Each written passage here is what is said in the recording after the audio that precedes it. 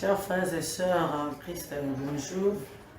Dès l'entame de cette présentation, je rends grâce à Dieu, maître des temps et des circonstances, qui a permis que ces assises soient tenues. Je m'appelle Yvette Bukumba-China, directrice de l'école pilote des filles des mages en Bujumaï. Je suis diaconesse à la paroisse francophone, à la presbytère de la Kanchi. Je vais entamer mon thème aujourd'hui, c'est l'éducation environnementale et le réchauffement climatique par rapport à l'école pilote des filles, les mages. Cette école étant bâtie pour l'épanouissement de la jeunesse kassaïenne, nous sommes assignés aujourd'hui la tâche de pouvoir vous exposer comment nous traitons ces thèmes dans notre milieu scolaire. Pour un petit rappel, cette école a été bâtie en 2019. Nous regorgeons les filles. C'était une école en progression. En ce moment, nous avons maintenant le cycle complet de l'école primaire, c'est-à-dire de la première en sixième. Et ce thème est aussi très pertinent pour les membres de l'Église, car nos filles sont aussi membres de l'Église. Nous les enseignons la protection à l'environnement, car un environnement sain rend facile et plus commode le développement.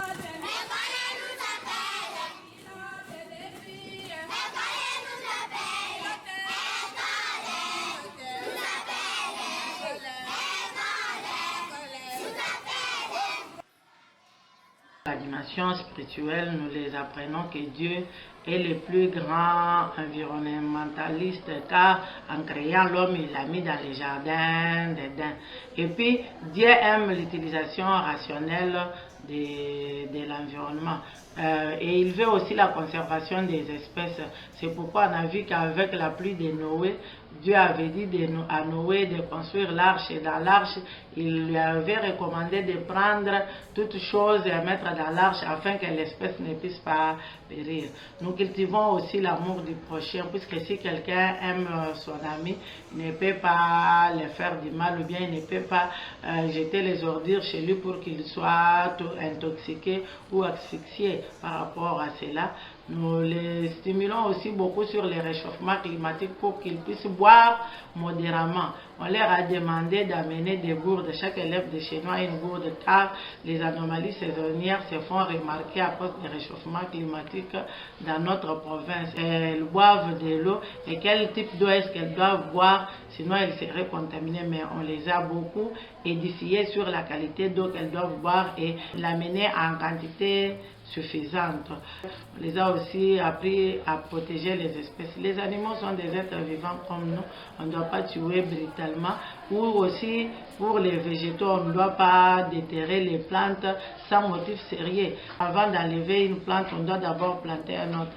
Les enfants sont habitués à bien garder nos fortunes que nous avons. La fortune que nous avons, c'est l'environnement que Dieu nous a légué gratuitement. Maintenant, à la dimension manuelle, nous pratiquons. La pratique, c'est ce que j'ai déjà parlé précédemment. Nous avons un champ. À part les champs, les enfants arrosent. Les enfants arrosent chaque matin les plantes quand il n'y a pas de pluie. À part ça, il y a la récolte des déchets. Le lundi, les élèves de la première après récréation récoltent tous les déchets jetés en désordre par hasard par les élèves pour les réincinérer là dehors dans un puits que nous avons préparé pour la réincinération des déchets. Il y a aussi d'autres qui ramassent les restes des cassés, des bouteilles, des emballages, des bonbons, ainsi de suite, mais c'est toujours conduit à un endroit bien connu. On ne laisse pas les déchets en désordre. Maintenant, par rapport à leur éducation permanente, comme l'éducation ne se limite pas toujours à l'école, on les a invités à faire une propagande à leurs amis, à leurs parents, aux membres de la communauté et à tout le monde,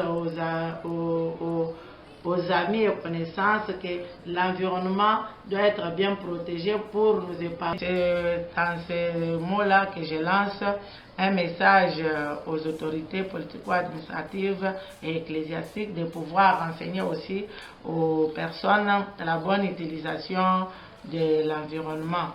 Car cette utilisation rationnelle nous amène à un gain plus élevée.